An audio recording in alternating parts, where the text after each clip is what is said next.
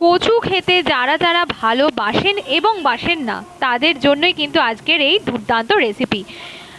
প্রথমে আমি এখানে পেঁয়াজ কুচি নিয়েছি 12 থেকে 15টা মতো রসুনের কলি আর 3 থেকে 4টে কাঁচা লঙ্কা।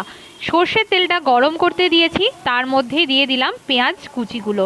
এরপরে রসুন আর কাঁচা লঙ্কাটা জল ছাড়া থেতো করে নিয়েছি, সেটাও এর মধ্যে দিয়ে 1 মিনিট মতো নাড়াচাড়া করে দিয়ে দিলাম কচু বাটা। অবশ্যই জল ছাড়া মিক্সার গ্রাইন্ডারে আমি বেটে নিয়েছি। এরপরে দিয়ে দিলাম পরিমাণ মতো নুন আর পরিমাণ মতো হলুদ।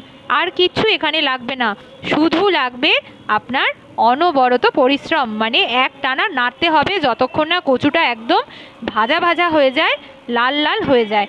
তাই সামান্য একটু সর্ষের তেল ওপর থেকে ছিটিয়ে দিয়ে আবার সেটাকে অনবরত 2 থেকে 3 মিনিট মতো ভেজে নিয়ে পরিবেশন করুন গরম গরম ভাতের সাথে সুস্বাদু স্পাইসি এই কচু ভাজা।